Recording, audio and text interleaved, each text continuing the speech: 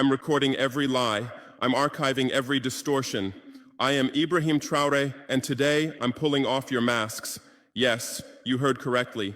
I, whom you call a young military junta leader, whom you brand as a dangerous radical, whom you serve up as an anti-Western dictator, am now telling you the truth. And this time you cannot turn off your microphones. This time you cannot turn away your cameras. This time your editors cannot cut this speech, because the world you monopolize no longer exists. Because millions will hear these words now, without passing through your filters, without being subjected to your distortions, without being muddied by your lies.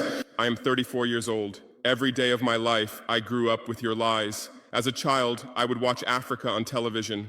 Always the same images. Children with flies, dry lands, weapons, death.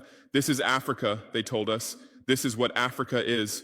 And we believed it. We were ashamed of ourselves. We were ashamed of our own lands, of our own people. But then I grew up. I read, I researched, I questioned, and I understood that the Africa you showed us wasn't real. The story you told us was a lie. The fate you imposed on us was a script you had written. For years, how have you portrayed Africa? How have you shown it? How have you sold it to your viewers? As if we were creatures who had no share of humanity, as if we were savages left outside of civilization, as if we were wretches waiting for you to save us. Every day, every hour, every minute, the same story plays on your screens. Hunger, war, disease, corruption, terror, chaos.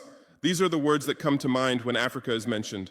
In your Africa dictionary, there are no other words. No hope, no success, no development, no resistance, no honor, no pride, no victory. So I ask you, New York Times, Washington Post, Guardian, Le Monde, have you ever made Africa's successes your headlines? How many times have you written about Rwanda's technology miracle? How many times have you shown Ethiopia's reforestation project? How many times have you praised Botswana's democratic success? How many times have you described Kenya's entrepreneurial ecosystem? No, because these don't fit your scenario. Your Africa cannot be successful. It cannot, because then how will you legitimize your exploitation? If it's not in need of help, how will you intervene? If it's not backward, how will you look down on it? Have you ever asked yourselves, has any editor sitting at their desk, any news director in a meeting, any columnist at their keyboard ever thought, why are the people of the world's richest lands poor? Here are the numbers for you, real numbers. Africa owns 70% of the world's cobalt reserves. Your cell phone, your computer, your electric car won't work without cobalt. This cobalt comes from Congo, but Congolese can't afford cell phones. Africa owns 90% of the world's platinum reserves. Catalytic converters, electronic devices, medical implants, they all need platinum. This platinum comes from South Africa, but South Africans are crushed by unemployment.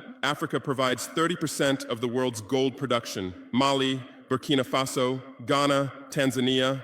Gold flows like rivers from our lands, but our people swim in poverty. Africa supplies 65% of the world's diamond production.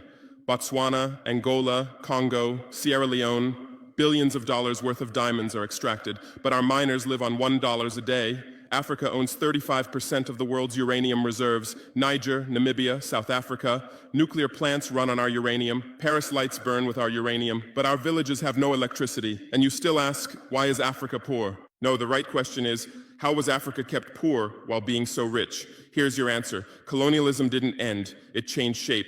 You used to come and occupy our lands. Now you come and establish companies. You used to take by force. Now you make agreements.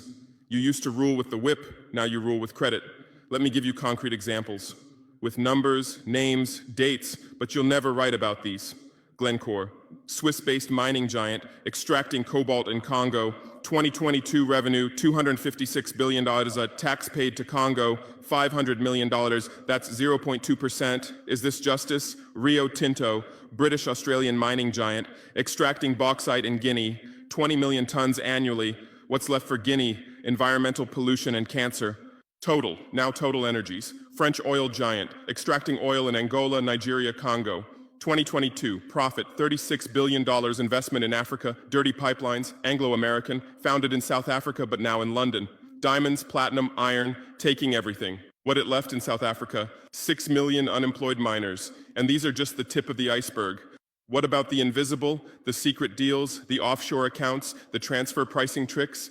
Every year, $88 billion in illegal money flows out of Africa.